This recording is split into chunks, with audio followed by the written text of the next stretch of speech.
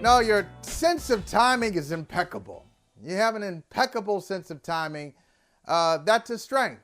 I can't even say it's a weakness, even if it happens during a moment of weakness for me. Because on Sunday, as I was still processing the wounds, the very fresh wounds that not even from Detroit, that I was experiencing after watching the Detroit Lions give away the NFC Championship game to the San Francisco 49ers. I get a text from you.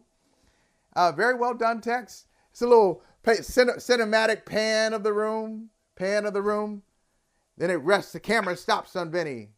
And Vinny says, I told you, in a whisper. And I couldn't tell, Vinny, was that pain? Was that resignation? What was that? That voice. That wasn't like a ha ha, I told you so. There was no laughter. It was a very quiet I told you so. What was that? That wasn't pain. Sometimes you don't have to say things very loudly to get your point across. That's all it was. I told you the Lions could win. Remember that? I said that. Mm-hmm. That on this here airways. Anywhere else, even on my podcast, I said the Lions can win. They can win. And for a half, it looked like they would win. But you saw what I saw. They got a little tight. The bullies got a little tight. It happens, right? Michael has seen that happen with his Ohio State Buckeyes time and time again over the past few years. What does that have to do with anything? For some teams... What does that have to do with anything? I'm sorry. It's so off topic. It's so off topic. I'm just trying to talk about Detroit, and somehow you bring... we're not even talking about that. What does that have to do with anything? That's what I want to know. Does it hurt? I'm sorry. Did I step on a nerve? Does it hurt? No, go ahead. Keep going. Keep I hope it hurts. Going about the Lions. I hope it hurts. No, but honestly, for a half, they not only look like a team that could win the NFC title game convincingly, they look like a team that could win the Super Bowl. The way that they were moving the ball around, the way that Ben Johnson had that offense humming, it was a lot of misdirection. You had San Francisco confused. And I don't think I can ever remember San Francisco being confused on the defensive end. Like, you can beat them, and teams have beaten the 49ers this year. But I don't think I've ever seen them confused. And I thought this is the type of performance that can lead to a Super Bowl win. I said at halftime on Twitter, I said, I don't know if the Lions are the better team here, but I don't think that matters. They're playing like the better team here. And then the second half happened. Hey. And whether it was the Jahmyr Gibbs fumble or the fourth down calls, they got a touch of that. Couldn't breathe. Hard to breathe when your arms wrapped around your neck, Mike. Yeah. You know, it's funny. It's funny that you say that because you're right. Detroit did look like the better team for that first half. For the first half. The entire first half looked like the better team.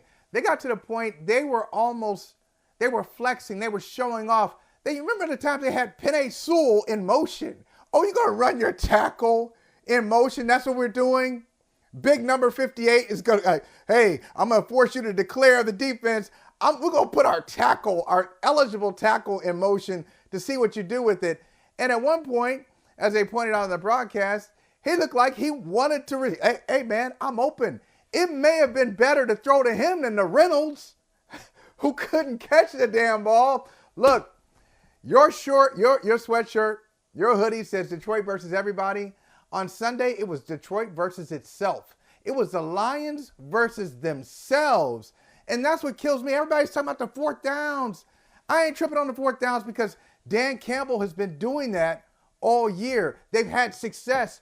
And at least the first fourth down call, not the second one where they were confused, but the first fourth down call, it was a good call.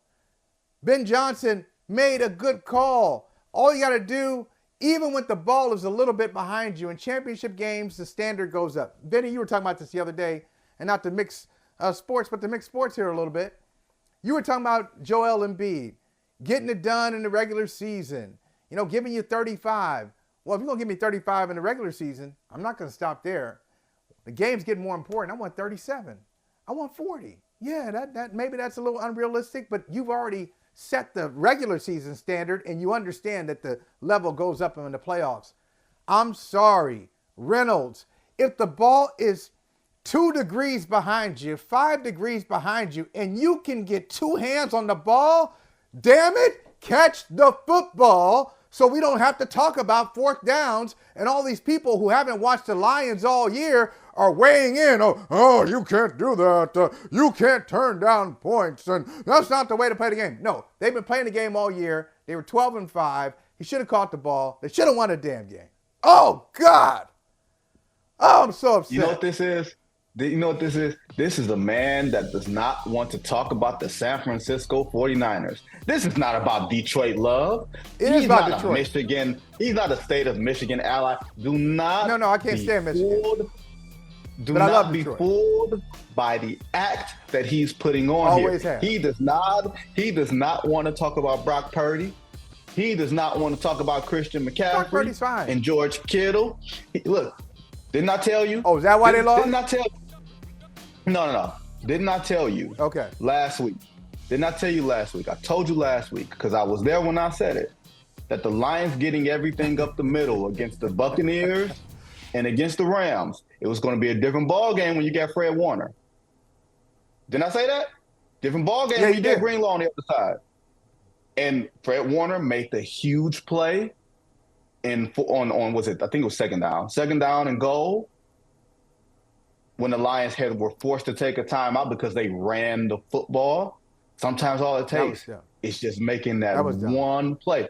And I'm with you in general. I'm with you in general on Dan Campbell. This is the guy that you hired. This is the guy who has built the culture, and that's going forward on fourth down. You're expressing confidence in your team. But you're not playing this game like you're playing every other game. You're not playing this game to try to play scared, but you play the game in front of you. And sometimes just to quell the bleeding, sometimes you take the field goal. And you want to know why you play the game in front of you? Are we sure he would have made it? I'm not sure. He clearly didn't. He clearly doesn't trust his kicker, which is an issue that the Lions are going to have to address this offseason. This is not the days of Jason Hansen, who looked like he was, 20 when he was 40, right? That's the kicker of my youth was Jason Hansen, Mr. Reliable, Mr. Dependable. That's not the case here. But I will say this. If you're talking about Dan Campbell being completely consistent to his personality, do they take the field goal at the end of the first half? Or do you go for it and you try to end the game there? So for everybody that says Dan Campbell was completely consistent and it goes for it the entire game, no, he doesn't. Because that was a much more gettable points to get 7 when you could have got 7 or 6 at the end of the first half. And you could have literally knocked the San Francisco 49ers out of their misery. You could have. Knock them out. They weren't defeated, but they were beaten. That's how you could tell. You know how when a team is beaten, Michael Holley, how happy they are when they come back against you. They were ecstatic. Right. You know what I'm saying? When you expect to come back, you keep it cool. You keep it G. You keep it funky. Right. They were not keeping it G. They looked like a team that was given a new lease on life.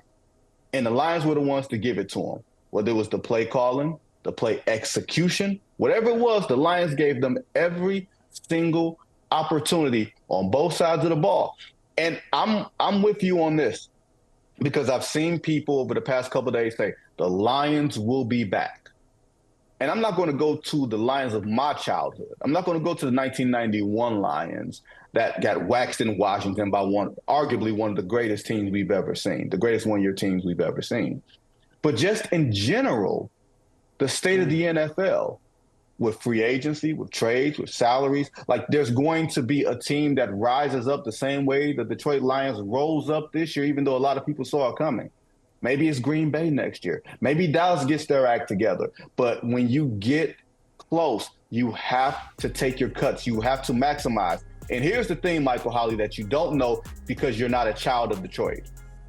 Detroit sports fans are used to heartbreak in a way that is so familiar because they know what comes on the back end, or they believe they know what comes on the back end. 1987, Isaiah throws the ball away to Larry Bird, right? 2 games later, But then, Adrian Dantley, Vinnie Johnson bump heads. A year later, Isaiah twists his ankle. Bad. Bill Laimbeer, phantom foul against LA in the Forum, Game 6, 88. And they get shut up. I watched That's that. not true. You know it's not true. Foul. That's a good foul. But go ahead. That was not a foul. But they won. But they came out of it. But they're used to the heartbreak and getting something out of it. That's not the guarantee. That's not the guarantee. Right? Remember Green Bay? I'm not saying the Green Bay that lost to Tampa Bay a couple years ago. I mean the Green Bay that had a 16-point lead against Seattle in the NFC Championship game, and there was the botched onside kick, and Seattle came back and won in overtime, and they went to the Super Bowl again. That was probably the best Green Bay team that we've seen post-Super Bowl, and they've never gotten that close. Again, they've gone back to the NFC title game, but they've never been that close to winning. We thought that the Philadelphia Eagles were a juggernaut, 10-1 to start the year. That train was going back to the Super Bowl. What happened? They look like a team that didn't want to play in a bowl game. So let's not assume that the Lions will be back. They just blew it, man. They blew it. Hey, let's hear from Dan Campbell, and then we're gonna switch gears and talk about another Detroit story. Here's Dan Campbell post game. This may have been our only shot. Do I think that? No. Do I believe that? No. However, I know how hard it is to get here. I'm well aware, and it's going to be twice as hard to get back to this point next year than it was this year. That's the reality. And if we don't have the same hunger and the same work, which is a whole nother thing, once we get the offseason, then we got no shot of getting back here. I don't care how much better we get or what we add or what we drive. It's irrelevant. It's going to be tough. Everybody in our division is going to be loaded back up, and you're not hiding from anybody anymore. Everybody's going to want a piece of you, and which is fine, which is fine. But so it's hard. You want to make the most of every opportunity, and we had an opportunity, and we just couldn't close it out. It stings. It stings. Hey, thank you for watching Brother from Another. If you haven't hit that subscribe button, go ahead and do that now. Don't forget, you can catch us 3 to 4 weekdays on PeacockTV.com and on Sirius XM Channel 85.